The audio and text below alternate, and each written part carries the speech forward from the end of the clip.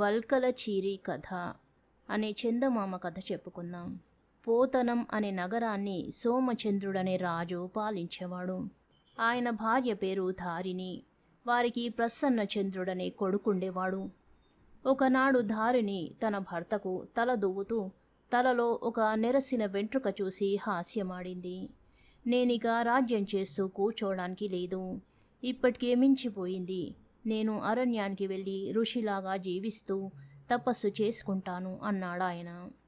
భర్తను విడిచి ఉండలేని ధారిణి, మీరు అరణ్యానికి వెళ్ళేటట్టయితే నేను కూడా వస్తాను అన్నది. సోమచంద్రుడు తన కొడుకైన ప్రసన్నచంద్రుడికి రాజ్యాభిషేకం చేసి తన భార్యతో సహా అరణ్యానికి వెళ్ళి తపస్సు సాగించాడు. ధారిణి కొంతకాలానికి గర్భవతిగా ఉండి కాలక్రమాన ఒక మగ పిల్లవాణ్ణి కన్నది. వాడికి వల్కల చిరి అని పేరు పెట్టారు. కొద్ది కాలానికి ధారిణి చనిపోగా సోమచంద్రుడు వల్కల చిరిని తానే గేదె పాలు పోసి పెంచాడు. బుద్ధి తెలిసినప్పటి నుంచి వల్కల చిరి మునులను మాత్రమే ఎరుగును.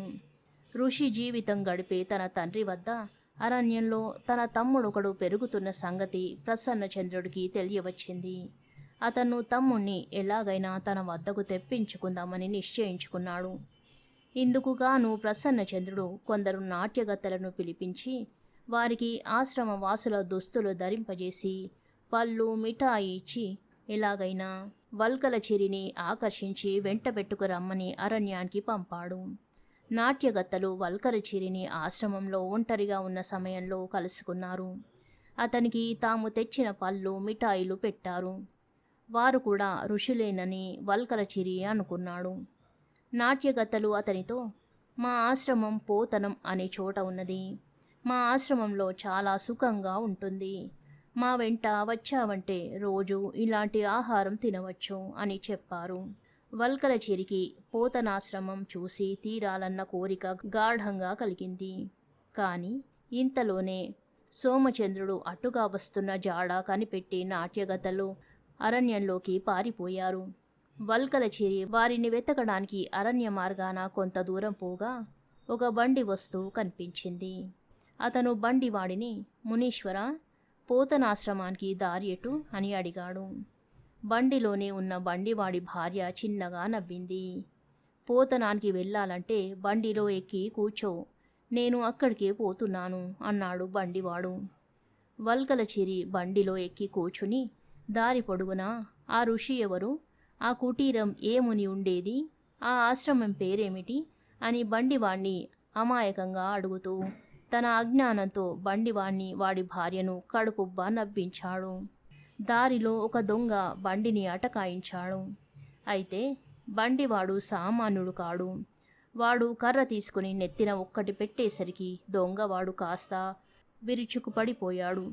బండివాడు దొంగ వద్ద దొరికిన సొత్తంతా తీసుకుని మళ్ళీ బండి ఎక్కి తిన్నగా పోతన నగరానికి పోనిచ్చాడు. బండి పోతనం చేరగానే బండివాడు వల్కల చిరితో, అబ్బాయి, ఇదే పోతనాశ్రమం. ఈ ఆశ్రమంలో ఏం కావాలన్నా ఇది ఉండాలి, అందుచేత వీటిని దగ్గర ఉంచుకో అంటూ వాడికి కొన్ని డబ్బులిచ్చి బండి తోలుకుని వెళ్ళిపోయాడు. వల్కల చిరి ఆ నగరాన్ని చూసి ఆశ్చర్యం పొందాడు. అలాంటి ఆశ్రమాలుంటాయని అతను కలలో కూడా అనుకోలేదు. దారిలో కనిపించిన వారందరినీ మహాముని నమస్కారం అని పలకరిస్తూ వీధులన్నీ చుట్టబెట్టి చివరకు ఒక ప్రాంగణం ప్రవేశించాడు. అది రాజనర్తకి ఉండే ఇల్లు. వల్కల చిరి ఆమెను చూసి, నాయనగారు, నాకొక కుటీరం ఇప్పించండి అంటూ బండివాడిచ్చిన డబ్బులన్నీ ఆమె చేతిలో పోశాడు. ఆమె అలాగే నాయనా అని చెప్పి వల్కల చిరికి చక్కగా తలంటి స్నానం చేయించి కొత్త బట్టలు కట్టబెట్టి అతనికి తన కుమార్తెనిచ్చి పెళ్లి చేసే తంతు యావత్తు జరిపించింది. వల్కల చిరి దేనికి అభ్యంతరం చెప్పక అన్నీ చేయించుకున్నాడు. అయితే అతనికి పెళ్లి పాటలు విని ఆశ్చర్యము, మేళవాద్యాలు చూసి భయము కలిగాయి. ఈ లోపుగా నాట్యగత్తలు ప్రసన్నచంద్రుడి వద్దకు తిరిగి వచ్చి జరిగిందంతా వివరంగా చెప్పారు. వారి వెంట తన తమ్ముడు రానందుకు అతను చెప్పలేనంత చిరాకు పడ్డాడు. అతను అసలే చిరాకులో ఉంటే రాజనర్తకి ఇంట జరిగే మంగళ వాయిద్యాల మోత అతనికి మరింత చిరాకు కలిగించింది. ఆ ఆర్భాటమంతా ఏమిటని విచారించగా నిజం కాస్త బయటపడింది. రాజనర్తకికి కానున్న అల్లుడు రాజుగారి తమ్ముడైన వల్కల చీరే. ప్రసన్నచంద్రుడు తన తమ్ముణ్ణి తెచ్చి తన ఇంట ఉంచుకున్నాడు.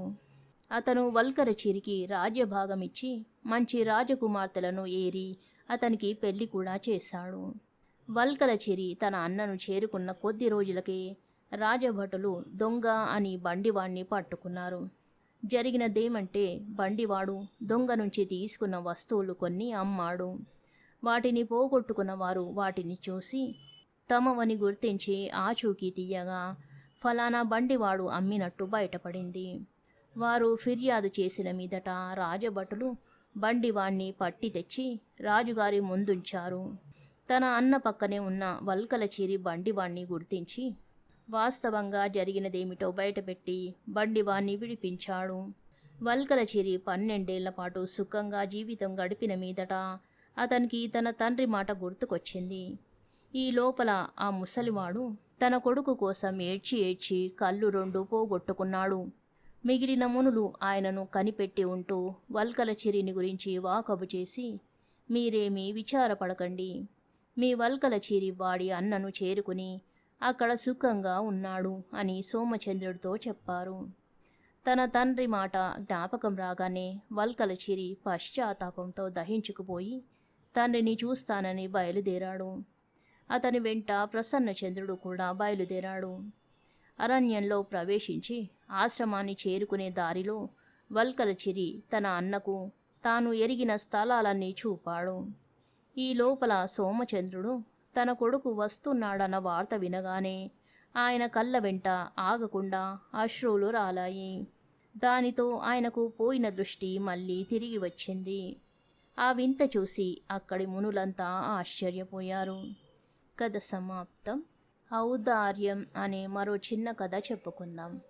2000 సంవత్సరాల క్రితం చీనా దేశంలో సోపో తావు అనే వృద్ధుడుండేవాడు. ఆయన పేరుబడిన పండితుడు.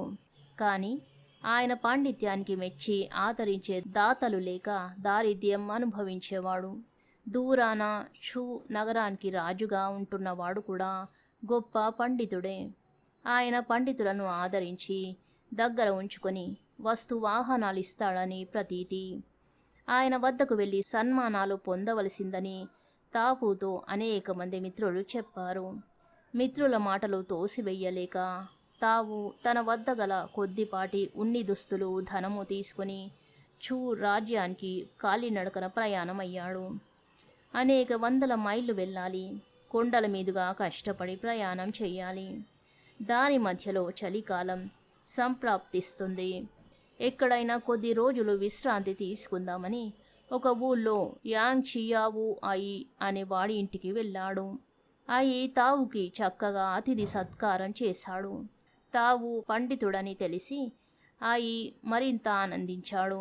అయితే అయి మాత్రం సామాన్యుడు కాడు.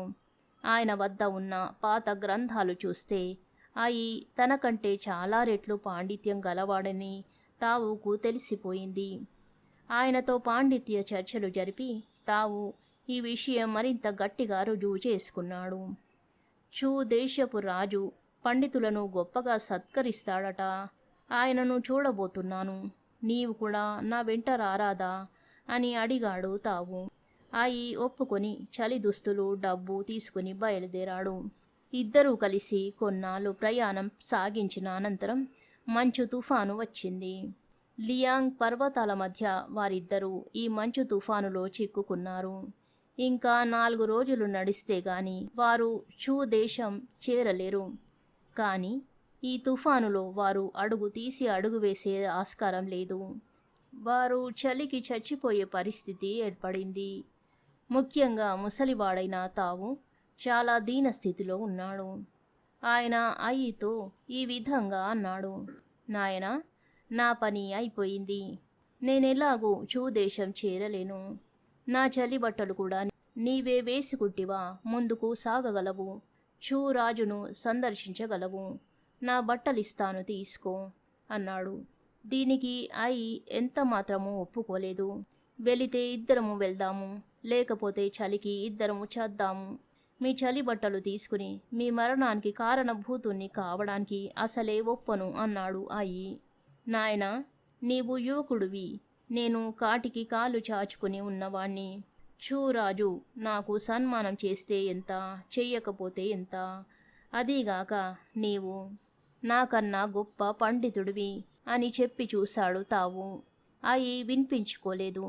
మంచు నుంచి తప్పించుకోవడానికి వారిద్దరూ ఒక గుహలో తలదాచుకున్నారు. ఎక్కడైనా 4 పుల్లలు దొరికితే చలిమంట వేసుకోవచ్చునే అన్నాడు తావు. అయి పుల్లల కోసం బయటికి వెళ్ళాడు. అయి తిరిగి వచ్చేలోపుగా తావు తన చలి బట్టలు విడిచి గుహలో పెట్టి వెలుపల ఉన్న మంచు గోతిలోకి దూకేశాడు. అయి తిరిగి వచ్చి చూసేసరికి గుహలో తావు బట్టలు మాత్రమే ఉన్నాయి. బయటికి వచ్చి వెతకగా మంచు గోతిలో తావు శరీరం దొరికింది.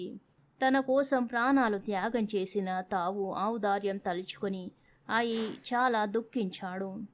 ఆయన శవాన్ని ఆ గుహలోనే భద్రం చేసి తావు విసర్జించిన బట్టలు ధరించి అయి క్షేమంగా చూ దేశం చేరాడు. చూ దేశపు రాజు అయి పాండిత్యానికి సంతోషించి తన ఆస్థాన కవిగా నియమించి చాలా ధనం, వస్తు వాహనాలు ఇచ్చాడు.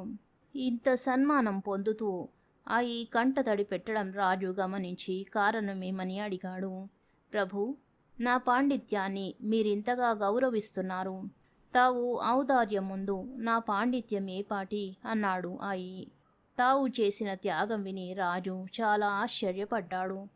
ఆయన అయితో సహా తావు శవం భద్రం చేసిన గుహ వద్దకు వెళ్ళి వైభవంగా తావుకు అంత్యక్రియలు చేయించి అక్కడే సమాధి కట్టించాడు. అయి ప్రతి ఏడు ఆ సమాధి వద్దకు వెళ్ళి అశ్రుతర్పణాలు విడిచి వస్తూ ఉండేవాడు. ఆయన అనంతరం చీనా దేశంలోని కవి పండితులకు తావు సమాధి ఒక గొప్ప యాత్రాస్థలం అయ్యింది. కథ సమాప్తం. శుభం.